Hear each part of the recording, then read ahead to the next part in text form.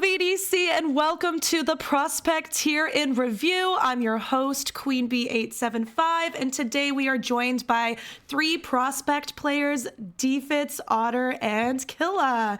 Can everybody say hi to the video? Hello. Hi. So today we're here to talk about Prospect, what the tier is, talk a little bit about how our season went, and looking forward. So for those of you who don't know, this is VDC or Valorant Draft Circuit, and the Prospect tier are players within the ranks of Iron to Platinum, a little bit low Platinum, mostly high Gold, and the focus of this tier is, yes, for fun, but a lot of competition and a lot of really heated matches this season, which you'll find out ourselves. Before we continue on, though, I'd like us to get to know a little bit more of the people who are joining us. So why don't you take it away, DFitz?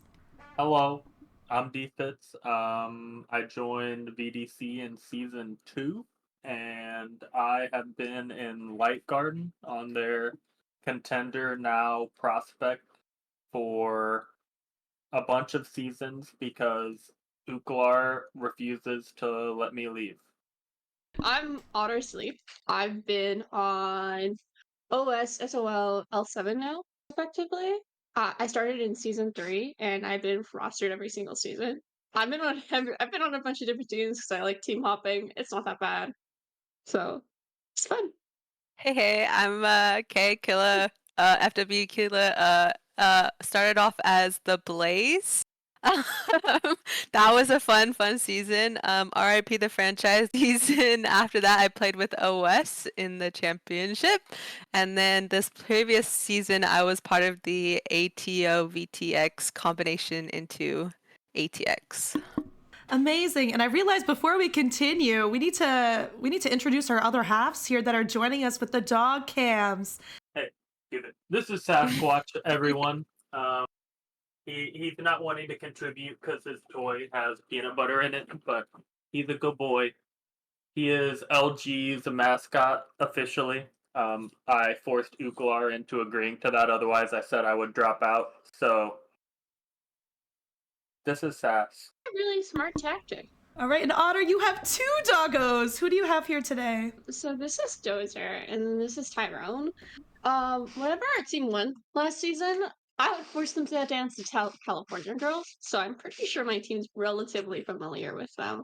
So the one lying down is Dozer, Drag. and the one up here is Tyrone. And Killa, who do you have joining with you today? This is Purple up here, or now she's down here, I guess. Also goes by Perp.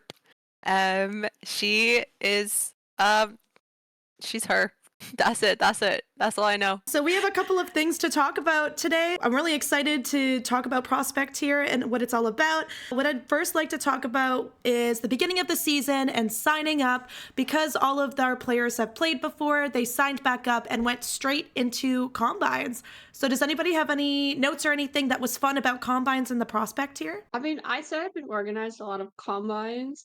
I see they're a really good way to get to know like players, not only DEs like who have just joined the season, but rostered players from before. Get in a game of 5. Rostered players will give up their spot if it's an entire lobby of DEs. And 1 is good for scouting, but 2 will have more games to get in than rostered players. Usually they're really fun. They're kind of chaotic.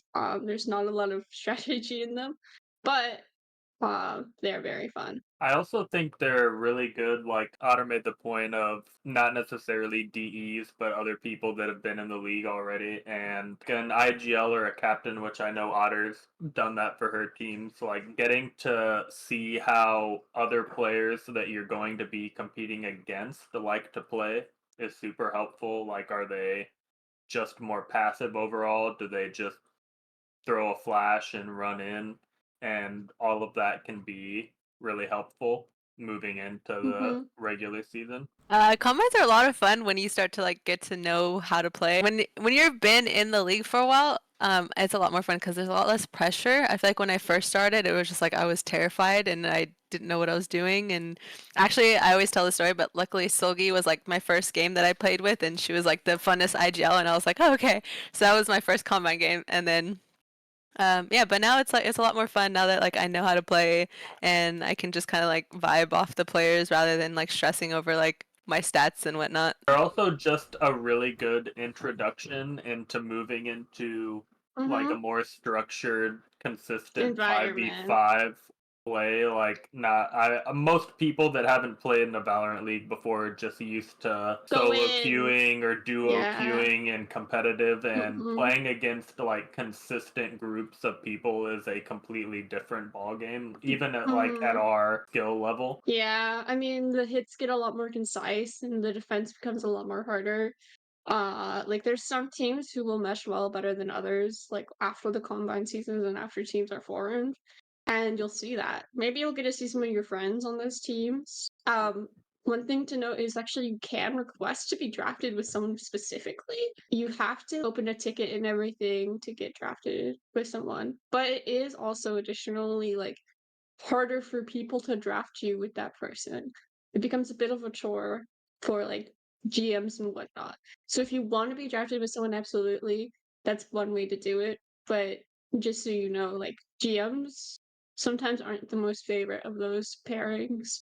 I think that you brought up that point too, because new players do have that option, but also players returning obviously find people that they really like to play with. Even playing against in the off season, I find, especially when you're in the prospect tier, there's a lot more camaraderie when it comes to playing comp and in the off season with people on other teams. So I'm really glad and thankful you brought up that point, Otter. And just before Yeah. we end this combine section, how active are combines in the prospect tier? Would you say that there's always games going on? Would you say that there's multiple games going on? Give us a little idea of what it looks like. To be honest, it's mixed. It depends on like when the day. On the first day, there's like usually like a lot of people. You'll see maybe 1 to 2 combines running almost at all times, and it's good. That's really good for the prospect here. It's healthy and whatnot. But as more days begin to roll around, some people move up, some people stay, and other people just go to for the required games, and you begin to see less and less lobbies. Sometimes you can maybe after that point get 1 to 2 lobbies a day. I would definitely agree. I'd say if you can get in the first 4 combine nights, you're more than likely to find at least 2 lobbies going on for the most part. I know this is something that people worry about. We have 3 combine nights each week. We actually have 2 match days every week. The schedule from combines to like actual season's a bit different. Yeah, and that's a good point too, is like you don't need to be there for every combine. You have to make it work for your schedule, and that's why there's so many.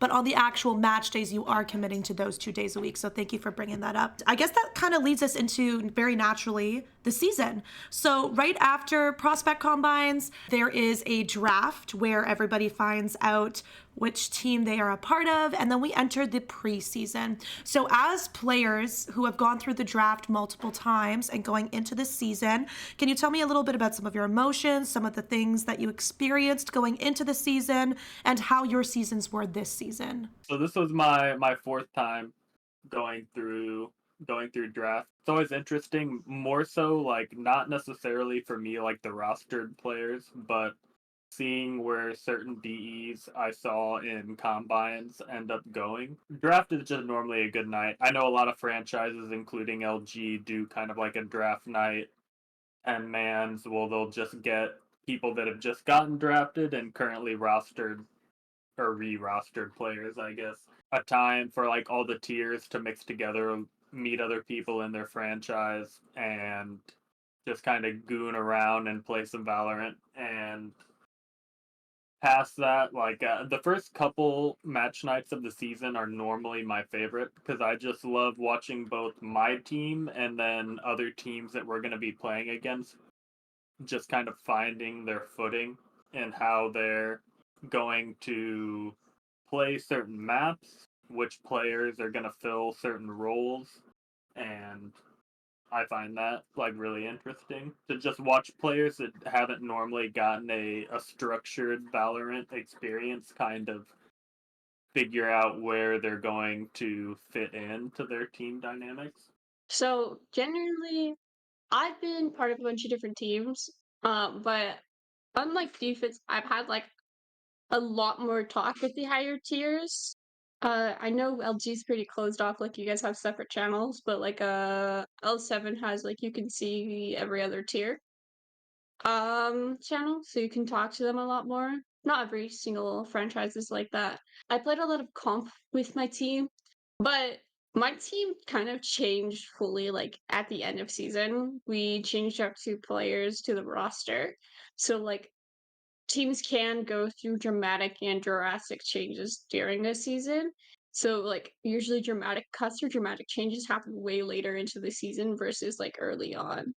Because most of the players who have dropped because of time constraints already.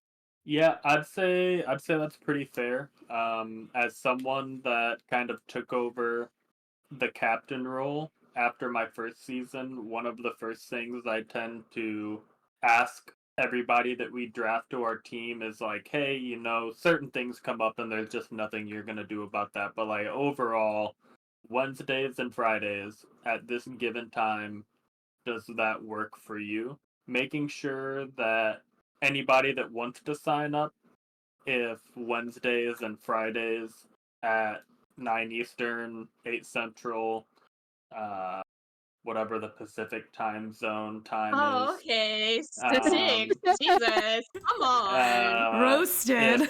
if that works for them, because yeah, it's tough whether you're like a captain for your team or not. Even if you're just a player, having a normal group of 5 and then out of nowhere having to work in a potential new fifth is tough, especially in the prospect tier. Making sure that like, it fits in with your schedule, because I mean, part of the reason like I started out as an RFA this past season, partially because I was like, I don't know like if I can commit to playing for the full season, like, and I understand the frustration of not having somebody on your team like consistently show up. So I started out as an RFA and then got trolled by so many people and got called a traitor because eventually I was like, I got asked to FA and I was like, okay, and like my schedule became okay. So I was like, okay, yeah, I'll join as an agent. And then so I got signed to the ATX team. And I think it's important to know, can you describe what ATX was and a little bit about what happened there? Yeah, so ATX was the convergence of ATO and VTX. So basically what happened was like towards the end of the season, I got a message, was like, hey, can you switch over to FA? And I was like, yeah, sure, why not? So I was like, listen, I'm gonna sign with ATO just because of this like whole thing. Like I want to support them. Like, so long story short, similar to what happened the season before when we lost players and like because those two franchises tend to struggle a little bit, they decided to merge the two to then create ATX. And then we finally had a solid team. You guys have no idea. We went from being 0 and like 8 to like beating every single team 2-0, 2-0, 2-0. And then we played OS, and that was a tough game, and we definitely could have at least won one of them. We should have, like, the second game, I think it was 9-12, and we kind of blew that, so that was kind of sad. But we really had like such a good chance to just take the cake. I think this is a big thing with VDC too, is a lot of players get halfway through the season and think it's over. When really Prospect this particular season was very much not that. Does anyone want to speak on that? So, when those 2 teams merged, we've had this. I don't know why this is the clause, but there is a clause. So, when those 2 teams merge, the 5th seed and the 4th seed go into a play-in game, which doesn't happen in a normal season. But since that happened, 5th seed L7 win against ATX. So then they would get into playoffs based off of whatever. And then I think this is a good natural progression then I think into the end of season kind of prospect play-in semis as well as finals, talking about the outcome of finals this season going to High Tide Swell. What are your thoughts on that? For those of you who are new, though, High Tide is a new franchise this season. So for them to be able to come in and take the championship is huge for Sammy as a new GM. So huge congrats to her. But as players, like, what was it like playing in the playoffs? What was it like seeing the outcome as well as seeing who the MVP was this season in Prospect? Yin's really good. I'm not surprised that like he was MVP. I think it was like between him and Blitzer. And Blitzer's also really good, but Yin's I think really it good really at this wall showed attack. how big of a difference like Yin makes. Cause I think the second time we played LG, Yin wasn't there, right? And like it was a totally different game. So like I feel like that's how you know when you have an MVP. It was like if they're not in the game, like it obviously made a big Mhm. difference, and that's when we 2-0'd LG. For sure. I think we duoed LG as well without Yin. Yeah, Yeah. yeah, that was like kind of to make the point that Queen had said that you shouldn't really like count things out if you're down kind of halfway through the season. We through match day 5 or 6, we were undefeated. Hadn't dropped a map until we played HT the first time, and then they took us 1-1, and we were like, okay, this team this team can play. This team can show up. And yeah, I would say a big chunk of our drafting strategy had gone around filling how we could the best to support Yin and just kind of let him do his thing. The guy had absolutely no problems holding or taking an angle he probably shouldn't have because one, he could normally hit the shot and win the fight, and if not, he knew he had teammates that were there to capitalize off of that. And then LG had 4 match days where Yin wasn't there because his PC went kaboom, and yeah, it was rough for us, and that's definitely a good representation that no matter where you're at, thank you, Sass, for agreeing. Where we're at in the season, that things can definitely change for sure. Um, but yeah, I definitely think, in my opinion, yeah, I agree. It probably should have been between either Yin or Blitz. They both were dumping in games. And fun fact, they're actually IRLs, which They are? makes yeah, they are. Oh. Which makes me laugh. But yeah, so I Bye bye, think Tyra. I think Oh, MVP nope. was a def. I think it could have gone to Blitz also, but I think Ian, in my opinion, might be a little biased. I think he deserved it. But yeah, The final was kind of crazy. I was on the edge of my true, seat, not gonna lie. true. Yeah, they made it a best of 3 instead of a best of 5. Yeah, I can't tell you how fast I DM'd them. Congratulations on my time when they won. I was so happy. I was shocked when I saw like map 3 and they said game over, and I was like, wait, why did they pick best of 3? Like, I don't understand why you would ever want a best of 3. I do know that there was a time. There was a time that like we were asked whether we wanted to do a best of 3 or a best of 5, and at that point, I had two 15-year-olds on my team. Mhm.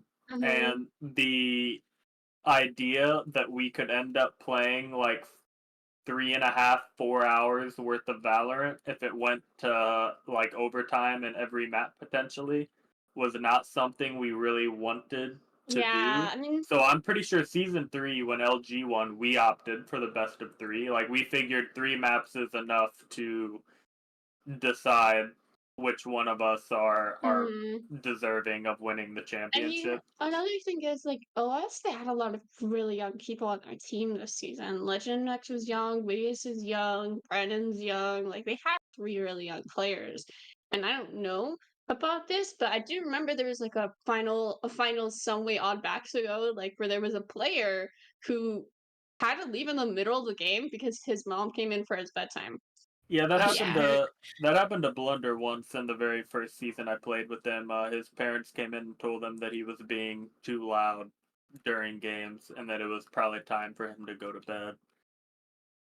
That's So It would tough. have only been And like then moving just 6 or to 7. forward, for anybody that's interested in VDC, just know you'll run into some weird quirks like that sometimes. Yeah.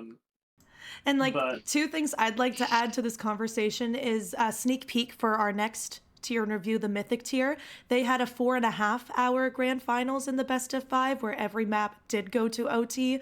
So this Exactly.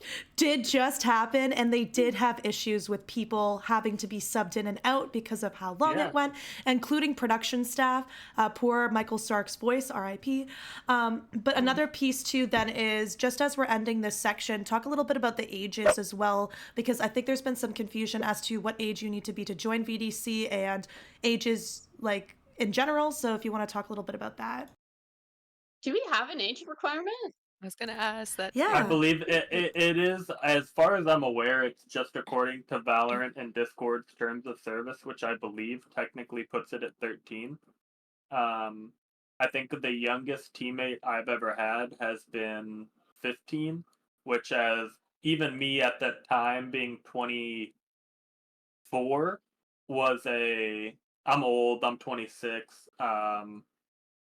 was different for me. I think the youngest teammate I've had is 16. But yeah, I've had multiple teammates now. I think 3 that at least were 15 when they were on our team. And so, like, you need to understand whether you're someone who's Hi, little buddy. 15, 20, 25. Like, we had a person on our team, Gear, my homie. He's about to turn 30. That you just have to be willing to work with other people that may be 10 years younger than you. And like all of them, at least in my experience, I've had a great time with pretty much all of my teammates, whether they were younger or older than me. And yeah, so don't be so quick to judge or get frustrated with someone that's younger than you.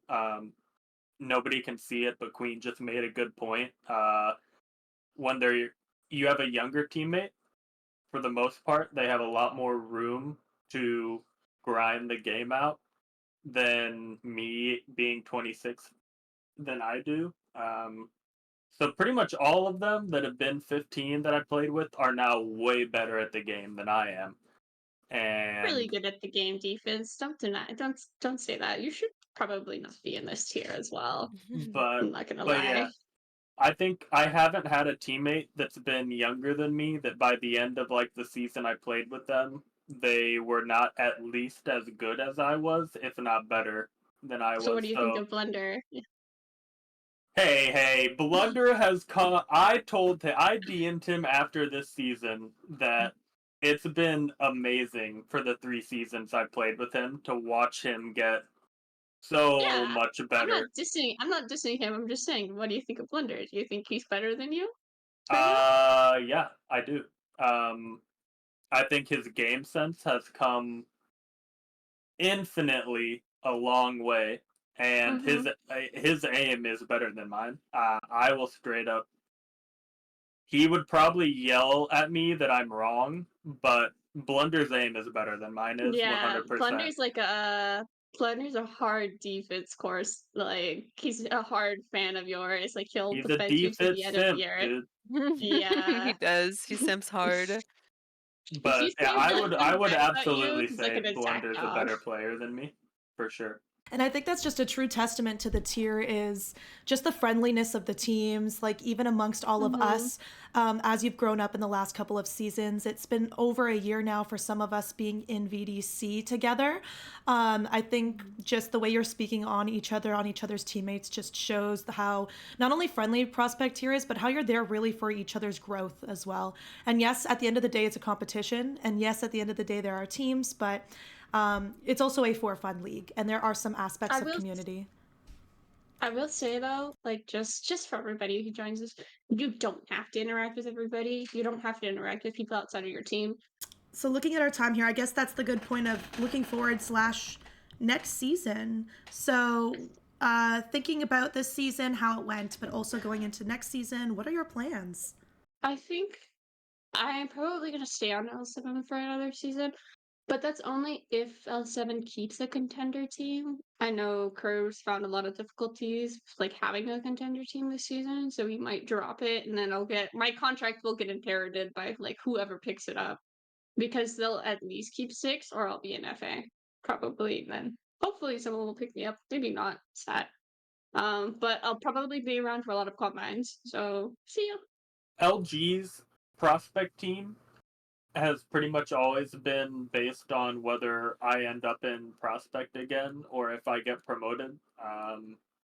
If I would be in prospect again, then depending on where other players end up going, like Gear, Lenny, or Blunder, I don't say Yin because I'm almost convinced he'll absolutely be moved up at least to advanced. Yeah, I Um, have someone on my team who's like that too. and so I would think if the other four of us would not get moved up, we'd probably run it back and just try and find a new fifth Would your to would swap your it. MMR be able to hold everybody?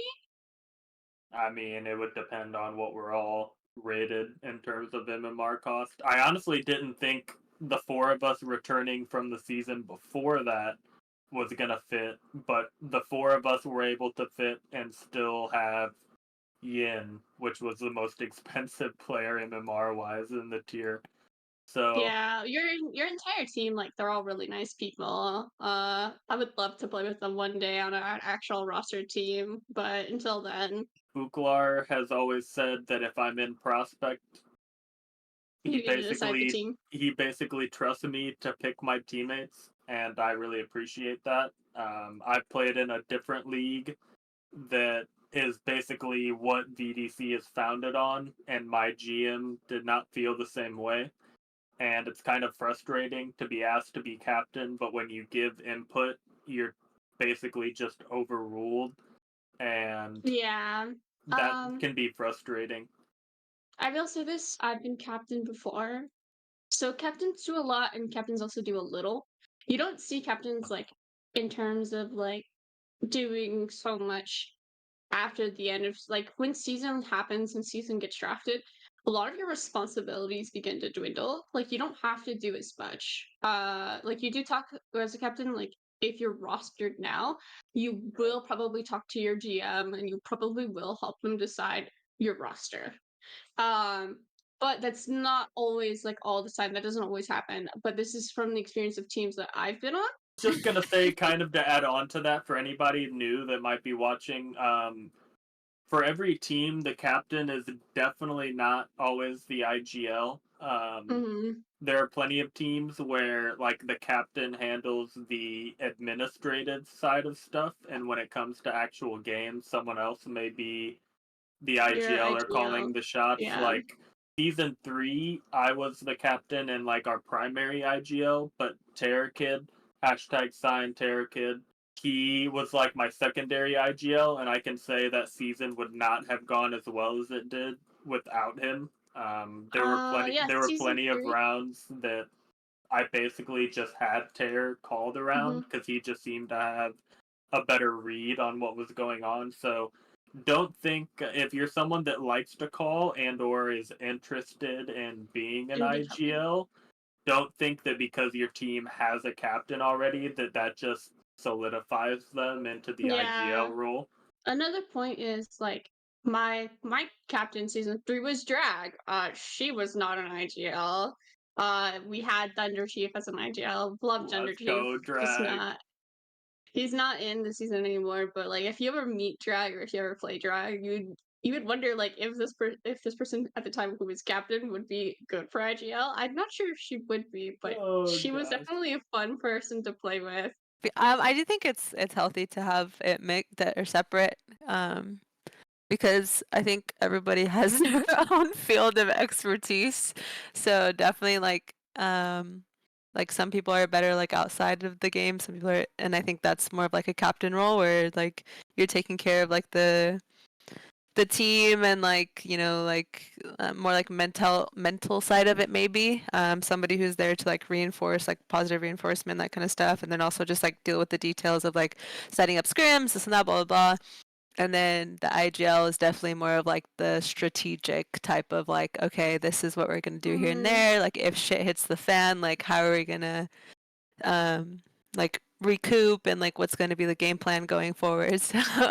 So All right, so I guess with that, we reach the kind of end of our prospect tier and review. Before we head out, does anybody have anything they'd like to say for prospective players or for people who are currently in the tier? I think for anybody that might be interested in VDC, if you're interested in playing like in a low stress but more structured Valorant environment, like if you enjoy competitive Valorant, but you're just constantly thinking like, dang, I wish I had a solid group of 5 people that I could play the game with.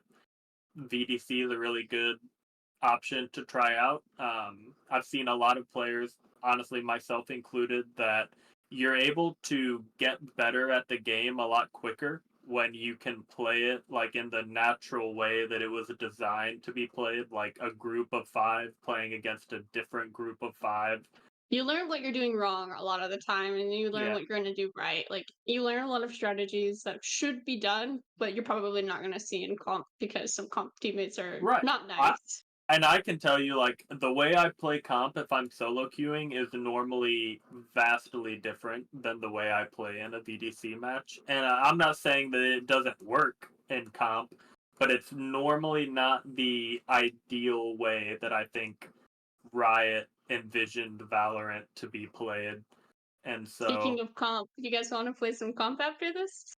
I can play at night, but That's but the yeah, most I adult definitely answer. think VDC is a good option for anybody that likes competitive Valorant and is really looking for a slightly more structured way to Mhm. do so. Yeah, you'll play with a lot of people. Like I play with Blender and Lenny a lot more than probably DFitz does, but they will play with DFitz whenever he's online. he's the rare king. That's the Yeah, other he's thing like, I did want to say is like you will make so many friends from playing in this Mhm. league, whether you really intend to or not. Mhm. And yeah, like Kay and Otter are both immensely stinky. So is Queen. Coming from the we're not But- stinkiest. stinky. Only Ken and Queen are stinky. They're both But here. Queen's not Ye- stinky. you will make some fantastic They're friends advanced that you'll players. end up doing stuff with Stinky. outside of Valorant. The people you meet in VDC, if you choose to join the community, we actually meet up IRL. Like I know there were a bunch of people that went to Champions. I got the honor of meeting up with Killa, T. Willis, Andy Valorant, and Curbs, who are all in the prospect tier and have moved on, some of us. So She is not in the prospect tier ever. no, but came along for the show and for the ride. And so with that, I guess this is a good logical way to end, especially because the dogs are looking like they're ready to be dogs again.